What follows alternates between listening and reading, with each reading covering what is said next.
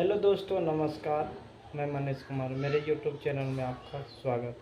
दोस्तों, आज मैं बताने जा रहा हूँ महाराष्ट्र में जो हिंदी भाषी और मराठी भाषी के लेकर जो विवाद चल रहा है उसके बारे में मैं कुछ बताने जा रहा हूँ।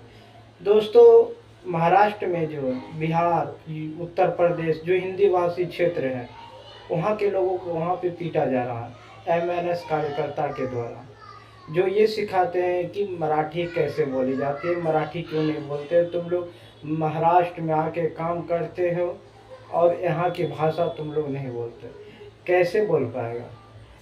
दोस्तों, अगर कोई भी बच्चा बचपन से अगर वो महाराष्ट्र में रह रहा है तो वो बच्चा जो है वो मराठी बोल सकता।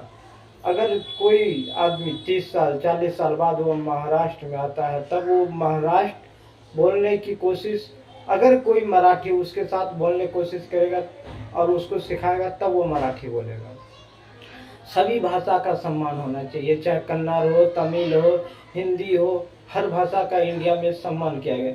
किसी भी संविधान में नहीं लिखा गया है कि इंडिया के किसी भी कोने में जाओ तो आपकी ये भाषा बोलना कंपलसरी है। दोस्तों, ऐसा संविधान में नहीं लिखा गया। तो फिर एमएनएस कार्यकर्ताओं के द्वारा हिंदी भाषी को क्यों पीटा जा रहा है, जब संविधान में ही नहीं लिखा गया कि आप इस राज्य में जाओ तो आप ये भाषा बोलेंगे, यूपी में जाओ हिंदी भाषा, मणिपुर में जाओ मणिपुरी भाषा, तमिल में जाओ तमिल भाषा, तमिलनाडु में, केरल में मलयालम भाषा। दोस्तों, सब राज्य की एक अलग अलग भाषा होती है। तो वहाँ के लोग जो एक बचपन से रह रहा है और बचपन जो सिखाया जाता है वो आदमी जो जल्दी समझ जाता है, लेकिन कोई आदमी प्रवासी है वो 25 साल 20 साल के बाद वो वहाँ काम करने आता है तो वो भाषा कैसे सीख पाएगा। दोस्तों, अगर भाषा के चलते विवाद होता है, किसी को मारा पीटा जाता है तो ये संविधान के खिलाफ है और इसके ऊपर आने से देश विरोधी जो है देशद्रोही का आरोप इस पे लगना चाहिए और इसे सालों भर, जिंदगी भर के लिए इसे जेल में डाल देना चाहिए, चाहे वो एमएनएस कार्यकर्ता हो, चाहे बीजेपी, कोई भी किसी भी पार्टी से क्यों ना हो। लेकिन वहाँ की सरकार, वहाँ के पॉलिटिक्स जो है अपनी पॉपुलैरिटी के लिए इस पे एक्शन नहीं लेते और उसे खुला आम छोड़ दिया जाता है। दोस्तों, कोई भी आदमी किसी को मार कर और उसी राज्य में उसी घर में वो घूमता है फिर भी पुलिस उसे गिरफ्तार नहीं करती। कल के डेट में वही कोई मुंबई में अटैक हो जाता है तो वहाँ पे लोगों को तुरंत गोली से मार के उसे पकड़ के तुरंत उसे जेल भेज दिया जाता। तो फिर ये लोग को क्यों नहीं जेल भेज दिया जाता, इसके ऊपर एनएसए क्यों नहीं लगा जाता, जो इंडिया में रह के माहौल ख़राब करना चाहता है। दोस्तों, ऐसा बात नहीं है कि आप भाषा सिखाओ, उसके लिए क्लास दो, हम सीखेंगे। अब तुम बात करोगे, देखो हिंदी भाषी जो रहते हैं वो हिंदी लोगों से उसका बातचीत होता है, क्योंकि जिस प्रदेश में हम लोग काम करने जाते हैं वहाँ के लोग पैसे वाले होते हैं तो वो जो प्रवासी लोग हैं उससे उसका कांटेक्ट नहीं रहता, उसका कांटेक्ट जो है हिंदी भाषी को हिंदी भाषी के साथ ही रहता है और मराठी वालों को वो हिंदी भाषी को ना देखना चाहता ना उससे साथ कोई कांटेक्ट रहता है। तो इससे वो आदमी मराठी भाषा कैसे सीख सकता है। जब कोई प्रवासी आता आप उससे बातचीत करोगे, मराठी भाषा में बातचीत करोगे तो आदमी मराठी सीख जाएगा, तो क्यों नहीं सीखेगा।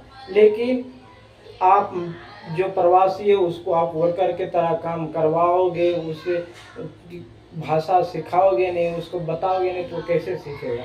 मैं बिहार का हूँ, मुझे हर भाषा सीखने की जिज्ञासा है, लेकिन कैसे सीखेगा, इतना पॉसिबल नहीं है। मैं अभी हरियाणा में रह रहा हूँ, यहाँ पे हिंदी और हरियाणवी भाषा बोला जाता है। मैं हरियाणवी भाषा बोलने की कोशिश करता हूँ, लेकिन मेरे साथ जो है वो हरियाणा वाले से मेरा कोई कांटेक्ट रहता ही नहीं है। उसका रहता बस काम भर कांटेक्ट है, बस बात खत्म है, जो है काम वो काम हो गया खत्म।